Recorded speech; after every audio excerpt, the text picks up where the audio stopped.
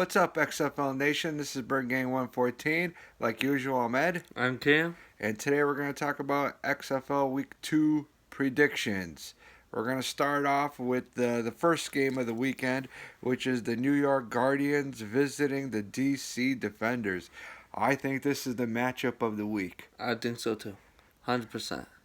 This is, I think, two good quarterback-driven teams, two good overall teams, both teams with good defenses, and I think this should be, as we would say, primetime game. But on New York, you got the key player is the QB Mac McGloin, and on the DC Defenders, I would say it's their quarterback, Cardale Jones. What do you think about the quarterback play? I think to be very close. I think Cardale Jones has better receivers, but I think the New York Guardians gonna win the game though.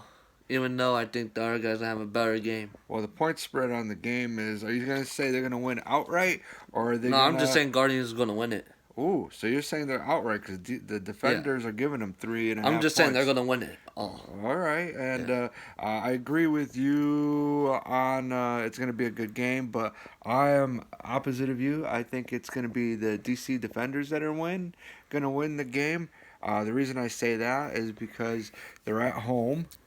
I believe their special teams is better. They got a blocked punt for a touchdown last week. Both the defenses are good. But I believe DC is the team that got the pick six for a touchdown. And you're right about the receivers. On New York, you got Joe Horton Jr., Mikhail McKay, Colby Pearson, their tight ends, Jake Powell. Those are some pretty good weapons. But DC has some good ones too. Rashard Ross made some big plays. Eli Rogers made big plays. Their running back Presley wasn't bad.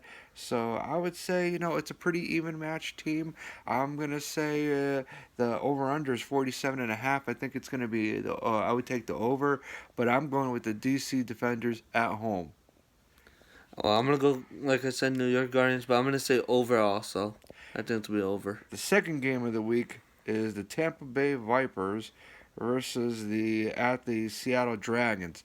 This is an interesting game. I'm going to let you go first, Cameron. I think with the key players here, we got Aaron Murray, who I didn't think he did that good on the Vipers, and Brandon, Proel, right? Proel. I definitely think he's the best receiver. I felt like definitely on this team, the Seattle Dragons.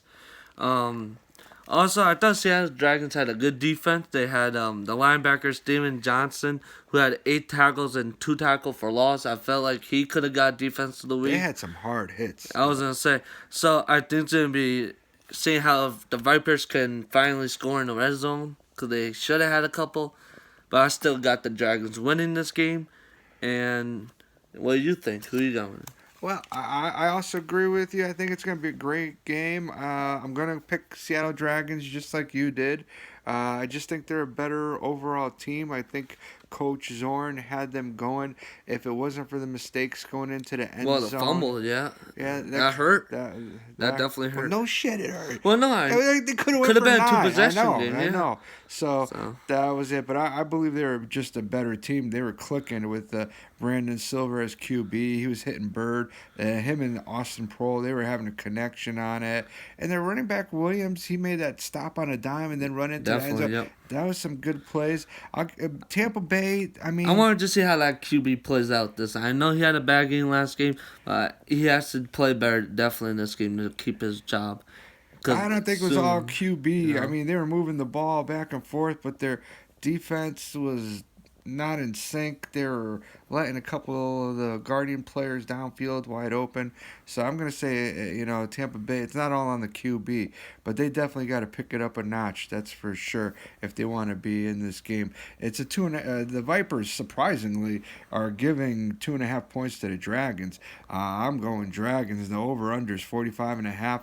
I'm taking the under on that because I don't. I agree with the Dragons, and it's going to be under the score. So. And I can't believe it, but I saw reports that were saying that the Seattle was going to have 28,000 people at the game. And that's good. That's good. That's really good. So let's see how that turns out. The next game is on Sunday, and the first game on Sunday is the Dallas Renegades versus the LA Wildcats. The Renegades are given 3 points, and the over and under is 47. Well, this could depend if Landy Jones is playing. That's And that's this. one of the key players because I think he's going to be the top player of the Renegades if he's playing. Like he said last week that he's going to try to make it and play this game. So if he is playing this game, I think this is going to be a blowout against the LA. I don't see no blowout. That's if they have Landy Jones, I'm saying. But if you have this our quarterback, I think it's going to be a good tight game. The other player of the game for LA is Nelson Spruce. Yep, He was he was really good too. number 11, the receiver. He was making plays all over the Definitely. field. That was the quarterback's favorite target. You could just tell he was just on point with them. Yeah, they're making plays until the coach Second half. decided to screw it up and Yeah. start pulling QBs and doing options and this and that. I didn't like that. They got a good tight end at 84, Jordan Smallwood. He was open all the time. He just had to. Took a couple hits. He was taking some serious hits. Definitely. Know? So if they can hang on to the ball, Dallas has a decent defense, but. Even if Landry Jones comes back, he's only practiced for a week. It's not. He's got a lot of time under his belt. So That's a good point. I'm going with Wildcats. Really? Wildcats, and I'm going with the under. Well, I'm going to go with Dallas, and I definitely go if it's under, too. I agree.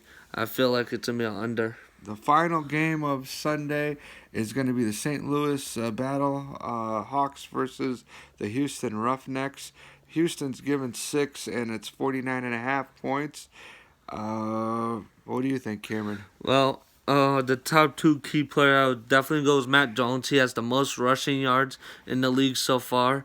And then P.J. Walker, who has the most passing yards. So you could tell this is going to be a passing game versus a running game. And I'm going to say Houston's going to barely win this game. Now, you're like, why? It's because the way Houston plays their offense, I think their defense is going to be so tired because I think the Battlehawks is going to run on them.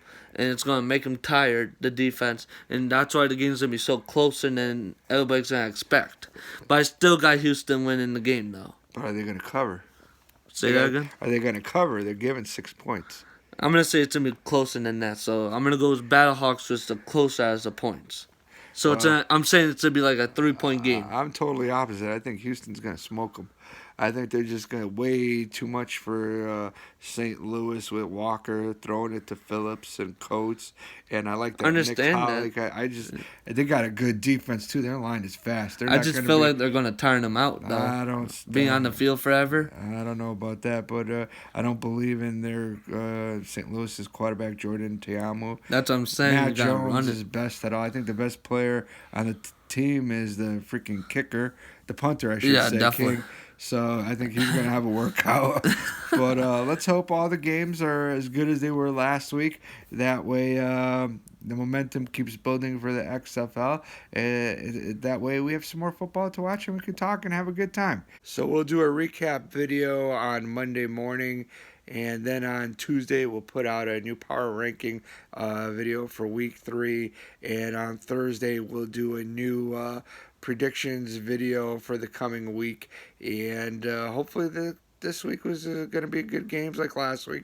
That way we'll have a fun time and we'll have more to talk about. So remember, like and subscribe, and we'll be seeing you soon.